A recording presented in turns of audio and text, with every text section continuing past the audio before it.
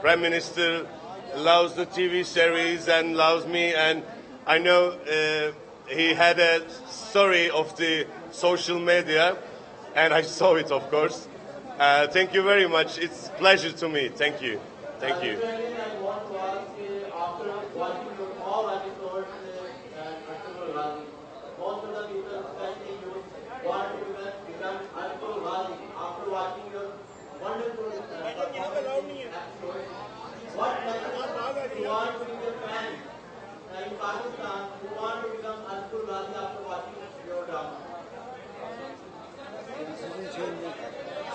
Yeah.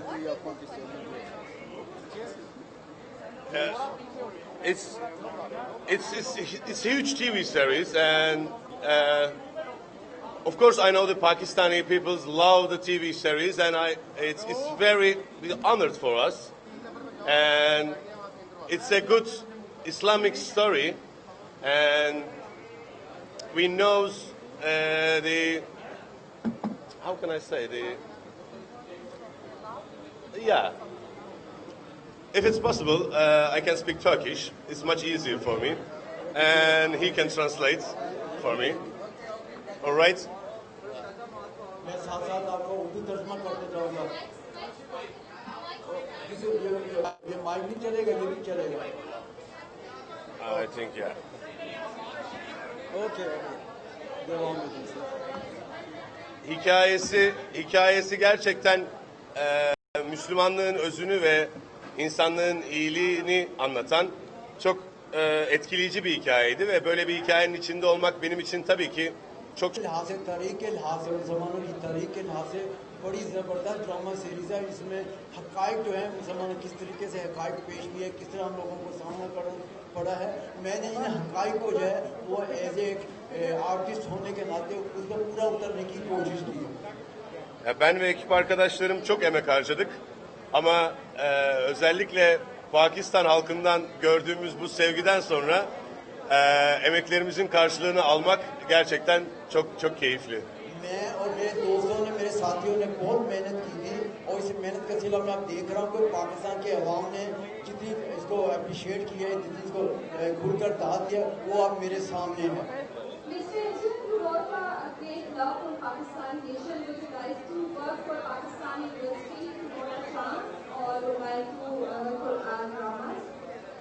Why not? Why not? If you have a good story, why not?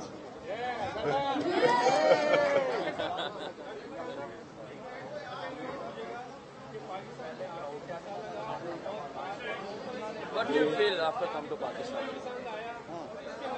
Pakistan'ı nasıl buldunuz, ne hissediyorsunuz ve bundan sonra ne yapmayı düşünüyorsunuz? Pakistan'a ilk gelişim o yüzden ve çok fazla dolaşma fırsatım olmadı. Ama Pakistan'ın doğal güzelliklerinden haberdarım. Özellikle Kuş Dağları'nı çok merak ediyorum.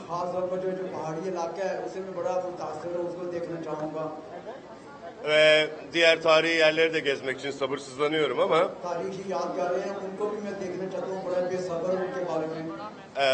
sanırım onları bir sonraki seyahatimi beklemek zorunda.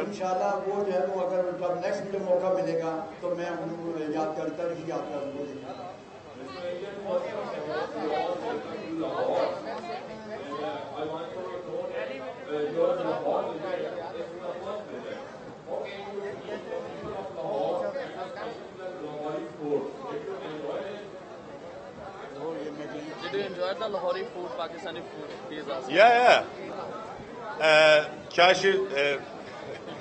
Kaşif'in eşi çok güzel Pakistan yemekleri yaptı dün bize.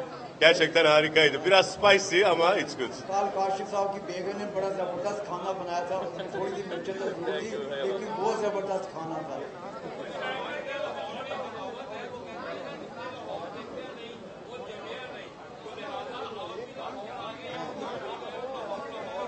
Tarihte deniliyor ki Lahor'u görmeyenler doğmamıştır. Siz de geldiniz artık Lahor'u görmüş oldunuz. Artık doğmuş oldum. Any word in Urdu? Dil Pakistan, ja Pakistan. Aynen. Lahor वो कह दे Lahor Türkçe रखा है लाहौर है Ne demek o? ये लाहौर की भी किसी şey yok Lahore Türkçe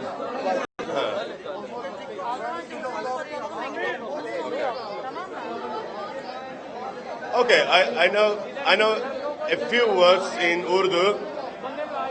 I know Shukriya and Lahore. Thank you very much.